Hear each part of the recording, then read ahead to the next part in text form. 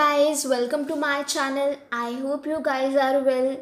तो आज के इस लेक्चर में हम पढ़ेंगे सॉलिड स्टेट चैप्टर का एक topic radius ratio. Okay, radius ratio पढ़ेंगे। तो एक बात और, मैंने ना ऑलरेडी इसकी बहुत सारी वीडियोस अपलोड करती हैं। I think 6 to 7 videos upload हो चुकी हैं। अगर वो आपने नहीं देखी है तो पहले वो जाके देख लो।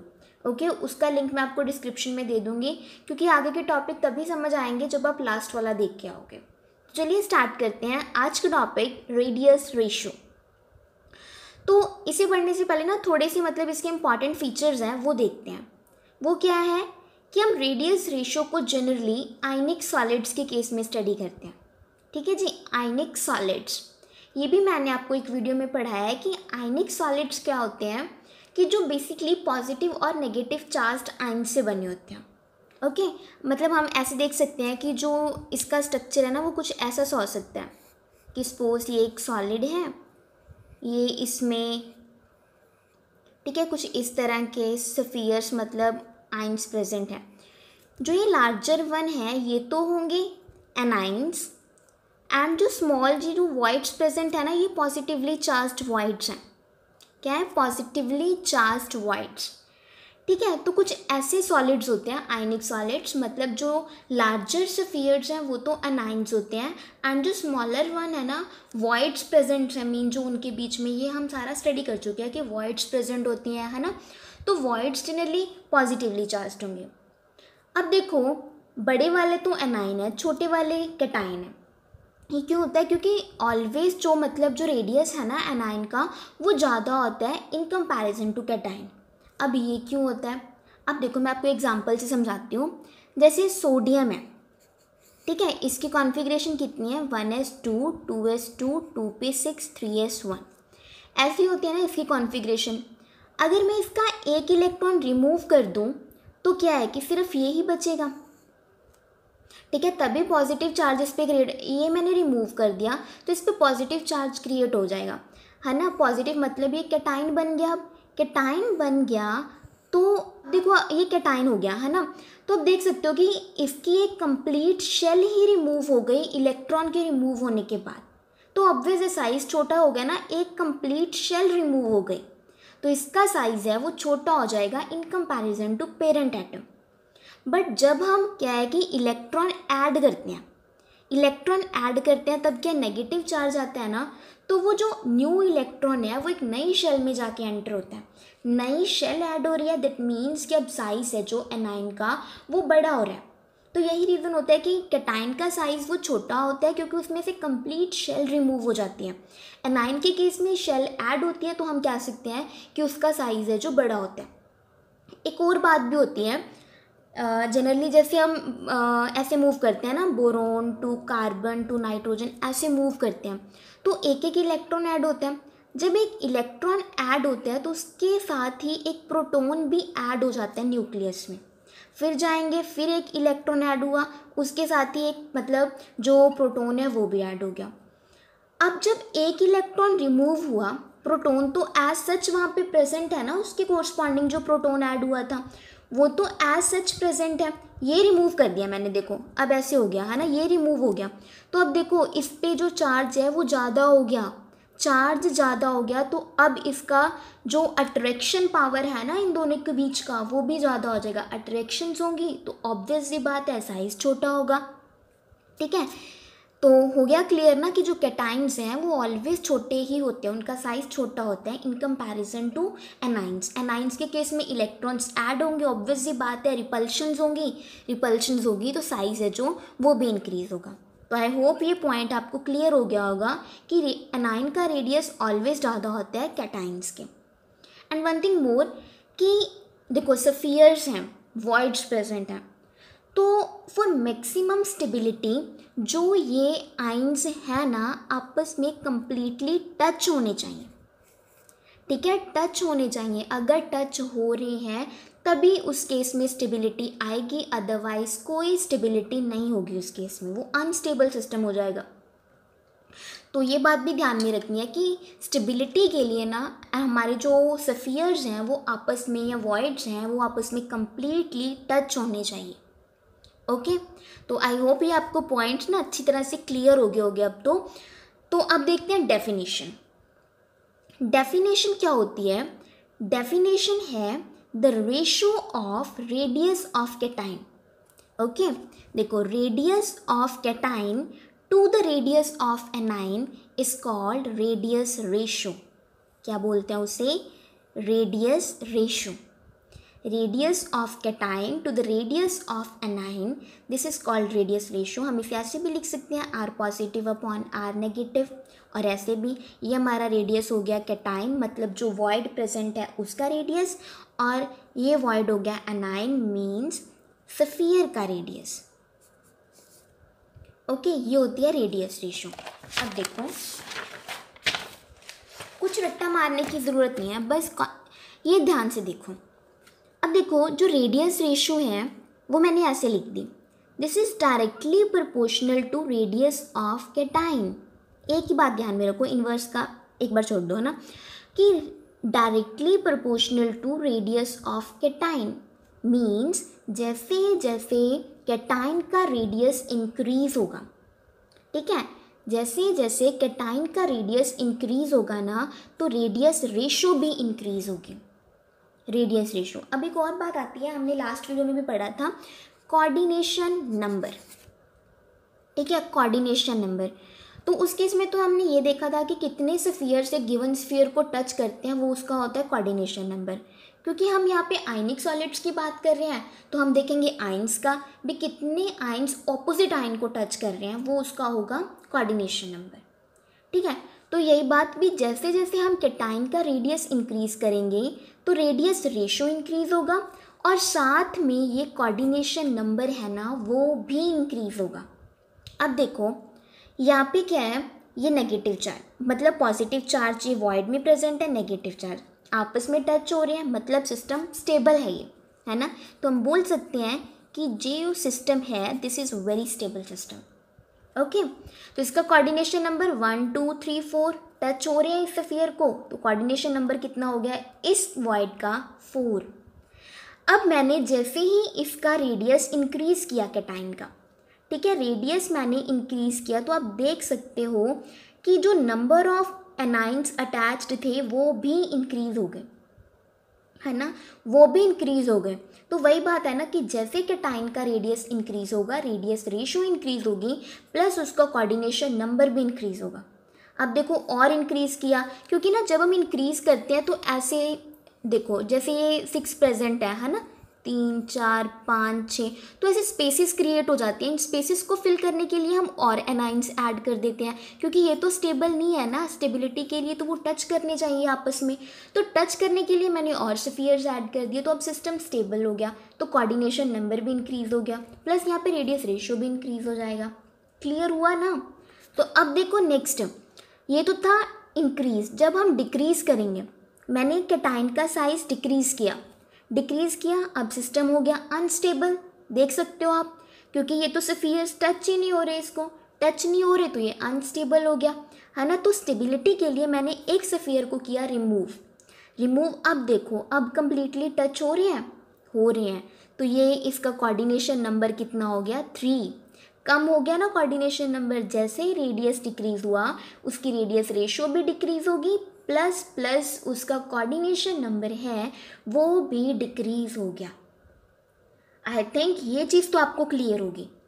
ओके, तो अब नेक्स्ट, क्योंकि हमने मेन 2 वॉइड स्टडी की हैं, octahedral voids and tetrahedral voids, तो अब इनके लिए निकालते हैं रेडियस रेशियो निकालेंगे। ओके, दोनों के केस में हम रेडियस रेशियो निकाल लेंगे। या ऐसे बोल सकते हैं कि जो यहाँ पे कैटाइन प्रेजेंट होगा ना वॉइड के अंदर, उसका साइज़ निकालेंगे भी, उसका साइज़ कितना होना चाहिए। तो अब देखो, ये कुछ मैंने ऐसा सा ड्रॉ किया है, अब देख सकते हो, है ना, कि देखोगे तो बोलोगे है ना कि ये कौन सा ऑक्टाहेड्रल है, बट देखो कि एक स्फीयर इसके ऊपर प्रेजेंट है, एक स्फीयर इसके नीचे प्रेजेंट है, बिलो द प्लेन, 4 इसके प्लेन में प्रेजेंट है, तो ये हो गया ऑक्टाहेड्रल। स्ट्रक्चर ऑक्टाहेड्रल नहीं होनी चाहिए, उसकी अरेंजमेंट ऑक्टाहेड्रल होनी चाहिए। उसके लिए हमें 6 स्फीयर्स चाहिए, हो गए कंप्लीट। 4 प्लेन में प्रेजेंट है, एक उसके अबव प्रेजेंट, एक उसके बिलो प्रेजेंट है प्लेन के, तो हो गए 6 के 6 कंप्लीट। तो ये वॉइड कौन सी होगी, ऑक्टाहेड्रल वॉइड। अब देखो हमें क्या फाइंड आउट करना है, रेडियस रेशो। ओके, तो उसके लिए मैंने क्या किया कि जो वॉइड है उसका रेडियस मैंने मान ला स्मॉल आर। ओके, जो ये बड़ा स्फीयर है इसका माना मैंने कैपिटल आर। ओके, तो हमें फाइंड आउट क्या करना है, रेडियस रेशो। उसके लिए मैंने ये ना ट्राइंगल कंसीडर की, राइट एंगल ABC। सिंपल है, यहाँ पे लगा दो Pythagoras theorem, AC square plus AB equals to AB square plus BC square. ये मैंने लगा दी।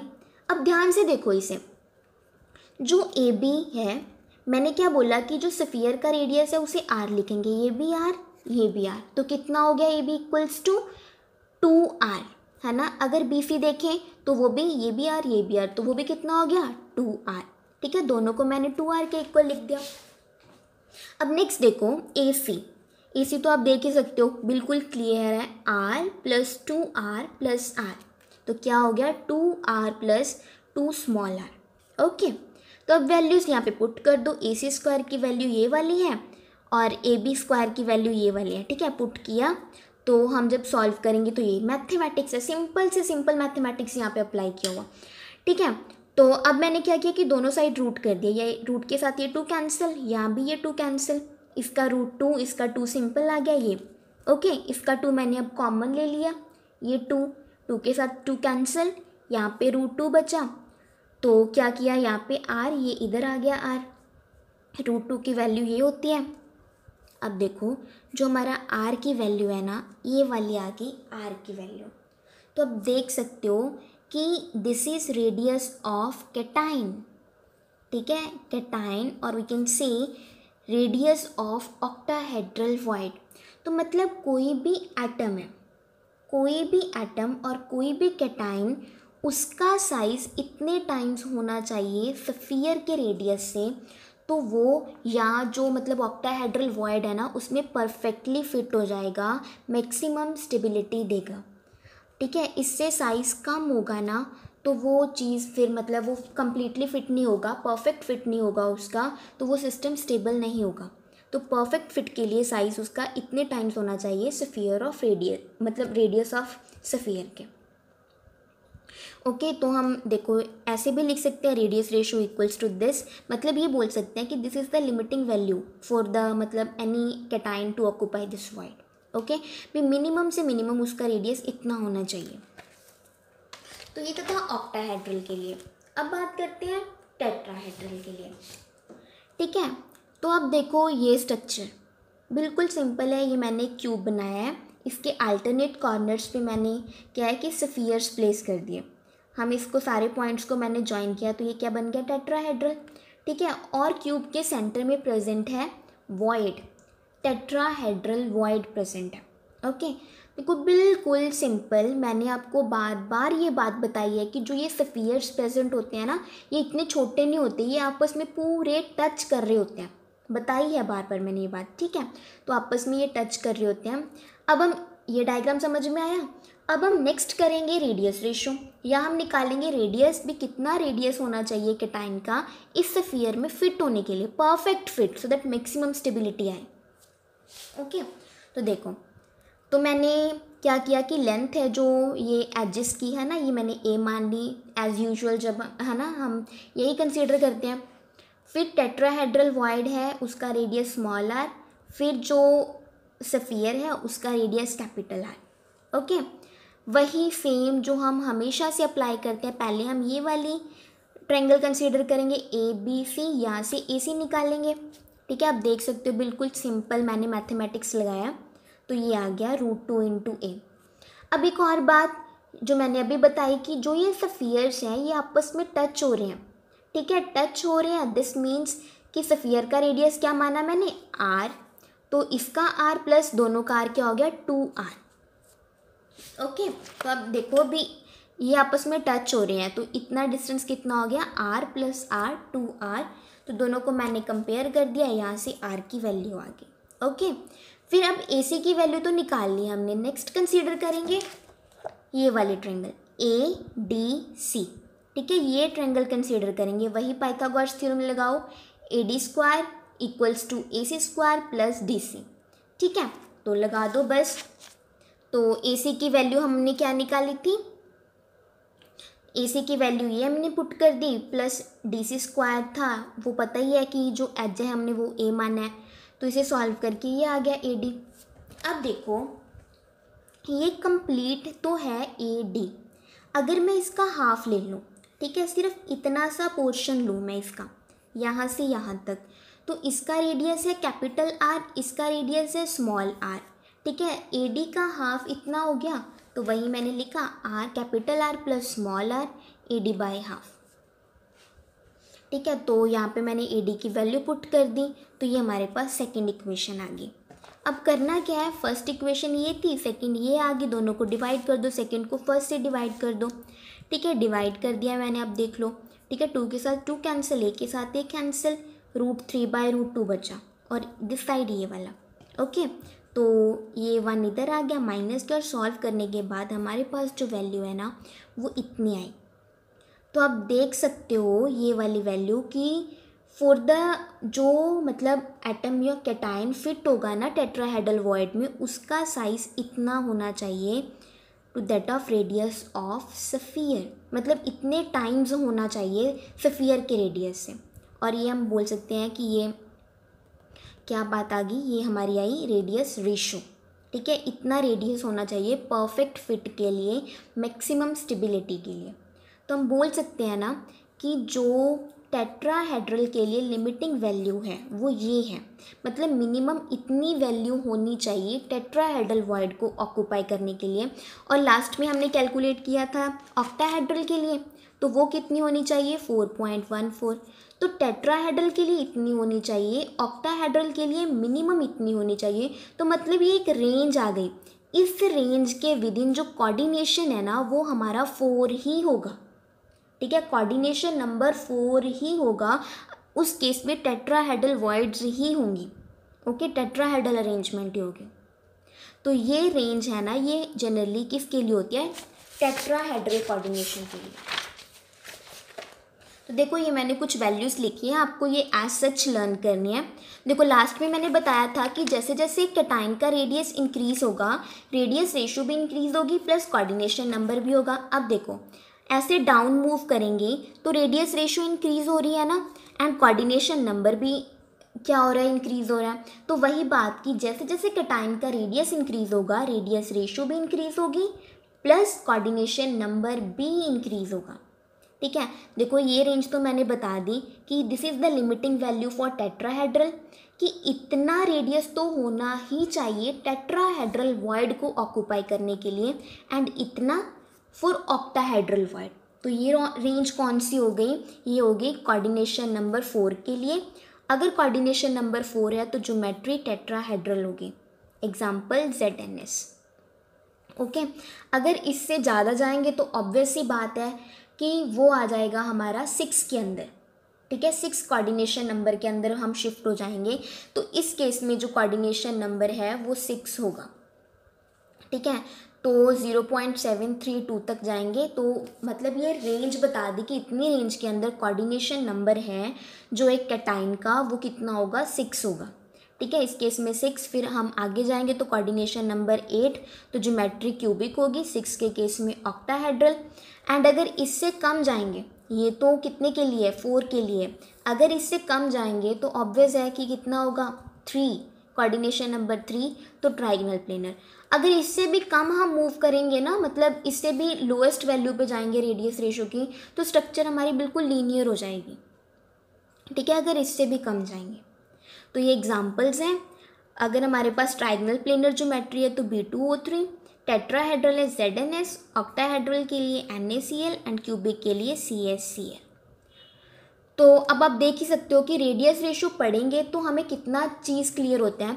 एक तो हमें कोऑर्डिनेशन नंबर पता चलता है, दूसरा हमें ज्योमेट्री पता चलेगी कि हमारा जो सिस्टम है वो किस टाइप का है, वो टेट्राहेड्रल है, ऑक्टाहेड्रल है, क्यूबिक है। तो कितना यूज़फुल है ये रेडियस रेशो रूल, है ना। स्टेबिलिटी पता चलती है, स्टेबिलिटी है ना, कि वो आपस में टच हो रहे हैं नहीं हो रहे, तो वही चीज़ को बताता है रेडियस रेशो। तो बहुत इंपॉर्टेंट है ये कोऑर्डिनेशन नंबर फाइंड आउट करने के लिए, स्ट्रक्चरल ज्योमेट्री पता करने के लिए भी उसकी ज्योमेट्री क्या है, ठीक है। तो आई होप ये आपको समझ आ गया होगा आज का टॉपिक। तो आज के लिए बस इतना ही। Thanks for watching.